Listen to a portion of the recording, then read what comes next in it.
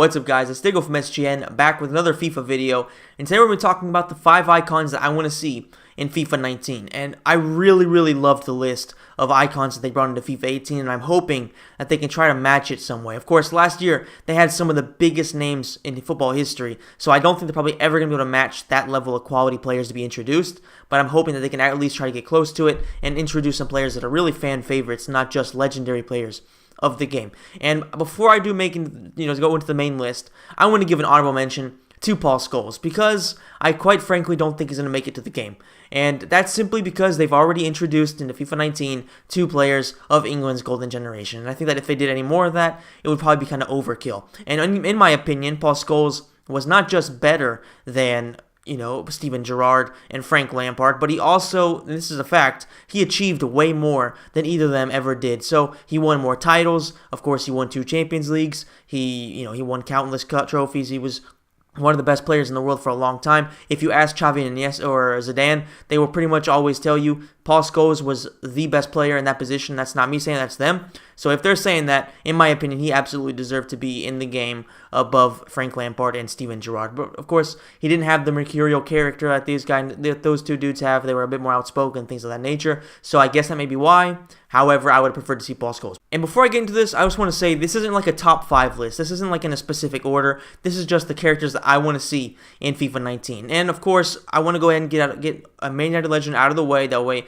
you don't think it's just going to be a video about Manchester United players. Let's just go ahead and get Ryan Giggs out of the way. Okay, this guy is the exact representation of what an icon is. He wasn't necessarily like the biggest charismatic character like maybe David Beckham was or something like that. He wasn't always in the newspapers, except for when it was revealed that he had banged his brother's wife for years. But apart from that, he was always pretty reserved. He was pretty much just a locker room guy instead of being always in the press and just having a bunch of stupid stuff going on.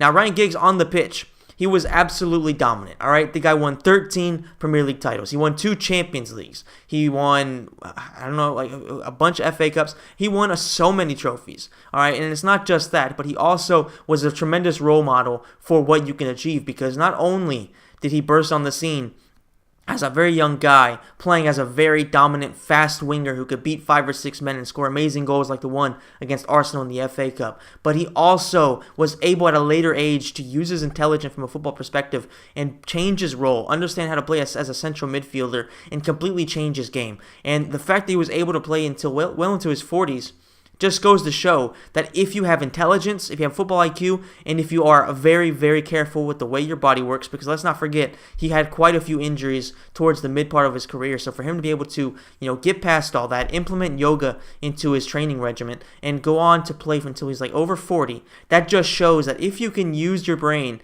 when it comes to training and really train intelligently and not harder, train smarter, not harder, then you can definitely go on and play for a very long time, especially if you have that intelligence. You really need that, because once your physical traits kind of go away, you need to have a very smart football brain to be able to do that. And Ryan Giggs embodied that, and he lasted so long at the club. He won he won more Premier League titles than pretty much everybody, except for I think it's just Liverpool that's won more Premier League titles, of course, than us. We are the only 2 clubs that have won more Premier League titles than one man did. I mean, that just goes to show you he is an icon. He needs to be in this game.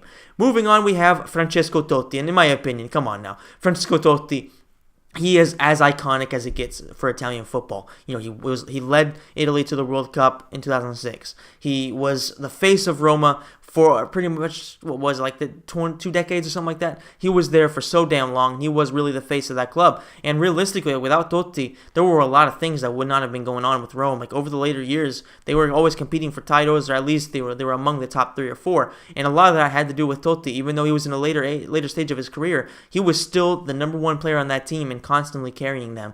Plus the fact that he was such a big name, he was such a big player, he was always able to attract at least a certain level of players that realistically, if it wasn't for him, Rome probably wouldn't have been able to attract. So in my opinion, Totti, based on what he did on the pitch, and based on the larger-than-life lifestyle that he has, and the fact that he is considered the latest king of Rome, that pretty much just has to put him into consideration for being in FIFA 19. I would absolutely love to see him in there. Next up, we have Luis Figo, and come on now. Luis Figo, having played for Barcelona, having gone over to Real Madrid, having played a little bit with Inter, there was just so much about this guy that you have to love. The fact that he went to so many different places, he He was a very, very important player for Portugal when Cristiano Ronaldo was still very young, so he was probably had a pretty big part in Cristiano Ronaldo witnessing what it's like to play alongside one of the best players in the world. And just realistically, in his prime, Luis Figo was one of, if not the best winger in the world. So this guy absolutely deserves it based on what he did on the pitch, the fact that he was an ambassador of football, if I'm not mistaken, for Inter, and he really is an embodiment. Because when it comes to Portuguese footballers,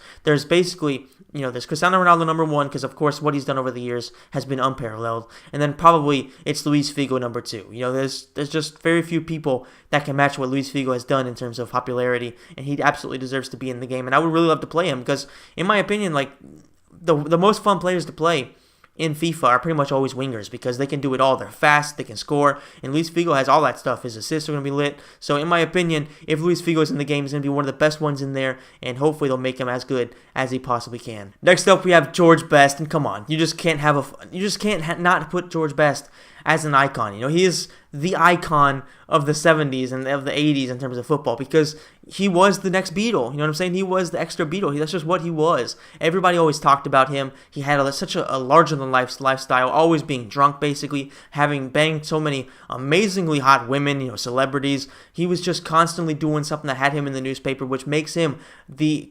epitome of icon. And not just that, not just the way he was so popular in terms of what he was doing off the pitch, but on the pitch. There was just so few people in history that have been so amazing at football as him. The way he was able to dribble past so many people, he really was a phenomenal footballer and a phenomenal talent. And I mean, the way he was able to score goals, get assists, he won the Champions League, the European Cup, and he was such a phenomenal player, and he absolutely deserves to be on there because, like I said, larger-than-life lifestyle, and just about anybody who's ever seen him play has fallen in love with him. And last but not least, we have Zinedine Zidane, and what this guy achieved in his career is just simply phenomenal. Of course, whether it's carrying Real Madrid to the Champions League, both as a manager and as a player, or whether he was winning countless titles with Juventus, whether he was winning countless titles with Real Madrid, he did so much in his career, did so much, especially from a personal point of view, that you have to give this guy icon status. There's another helicopter out there, in case you didn't notice. So this guy absolutely deserves to be on there. He's a phenomenal footballer and really one of the best of all time. And in my opinion, he absolutely deserves to be on this list. I want you guys to let me know what you think of the list that I put together. Which ones of these players do you think deserve to be on there? And which ones do you think are skippable? And which ones would you like to see in FIFA 19. If you enjoyed the video, please smash the like button, subscribe to the channel, hit the notification bell, and share the video. Those are all ways that you can help out support this channel. It's really the only way that YouTube will give any support to any of the YouTubers trying to put content on their platform. And as always, thank you so much to every single one of my subscribers and anybody who continues to support me going on. And I will see you guys in the next video. Thanks for watching.